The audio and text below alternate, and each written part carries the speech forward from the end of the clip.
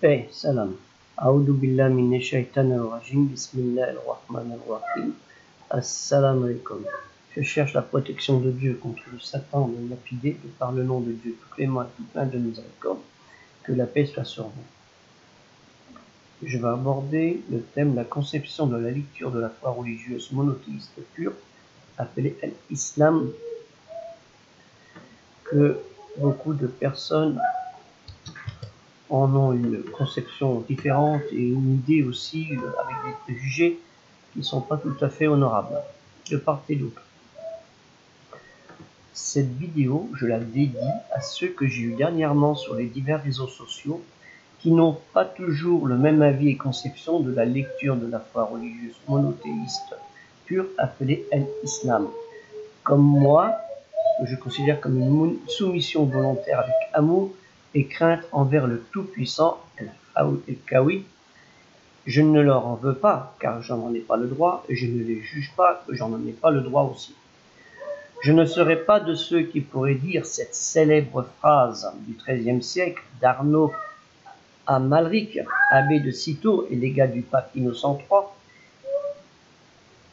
qui aurait été prononcée le 22 juillet 1209, lors de la prise de Béziers dans l'Hérault en France. Vous voyez, c'est pas d'hier. Tuez-les tous, Dieu reconnaîtra les siens. Dont nous avons l'impression que certains musulmanes intolérants ou intolérantes, avec une notion idéologique que je pense erronée de notre foi religieuse monothéiste pure, en font leur porte-étendard. Nous en voyons l'effet monstrueux à travers notre planète, ainsi malheureusement aux portes de nos cités en métropole française. Non, l'islam n'est pas un danger pour l'humanité, mais des musulmans idéologiquement incorrects le sont tout comme autres personnes, d'autres confessions ou pas. L'humain est la bête féroce, la plus prédatrice au monde. Elle tue tout sur son passage. N'allons pas vers ce terrain, ce chemin de perdition. C'est pas pour nous, ceux des croyants de paix, de vérité et d'amour.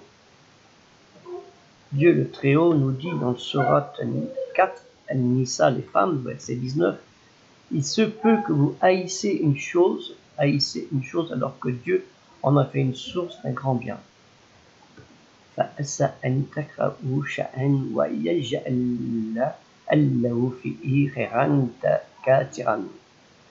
Même si ce verset aborde le sujet de choix d'intérêt sur la femme, ce morceau implique aussi autres sujets moraux.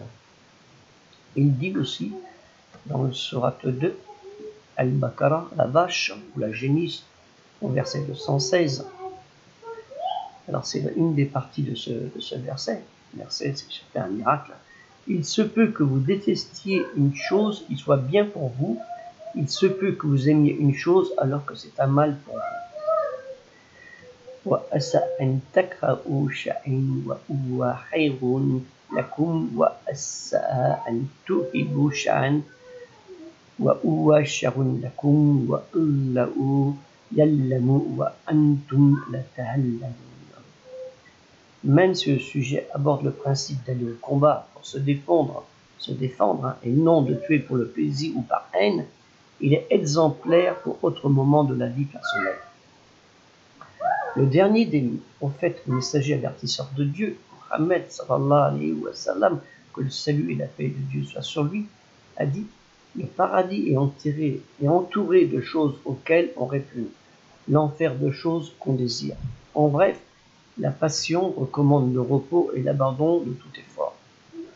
Nous trouvons cela comme référence dans la balance de l'action, Al-Mizan al-Hamal, le traité d'éthique par Mohamed Abu Hamid El-Ghazali au chapitre 11 des rangs spirituels.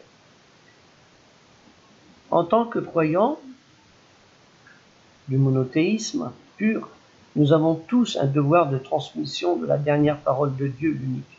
Allah, Dieu, Allah, c'est la même chose. Quand on le sent dans le sens de l'unicité divine, naturellement.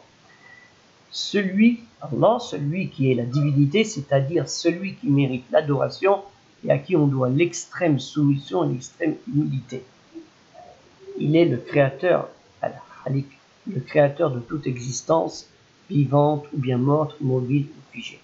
Il est l'audient, Sami, celui qui entend tout bruit ou son dans son royaume émanant de quelques créatures, et aussi celui qui écoute les invocations de ces créatures pour répondre à leurs invocations. Il est l'omniscient, Al-Kabid, celui qui restreint son bien conformément à une sagesse. Il est le sage, Al-Hakim, celui de qui la sagesse a ébloui et éblouira n'importe quel esprit conscient et intelligent. Il est le véridique, le Haq, celui qui détient la vérité absolue. Et nous le sommes. Et il y a un verset je crois que c'est 8 fois dans la récitation révélée du Coran, Al-Qur'an, Ama al-Haq. Le voyage, et nous ne sommes rien sans lui. Sans Dieu, nous ne sommes rien.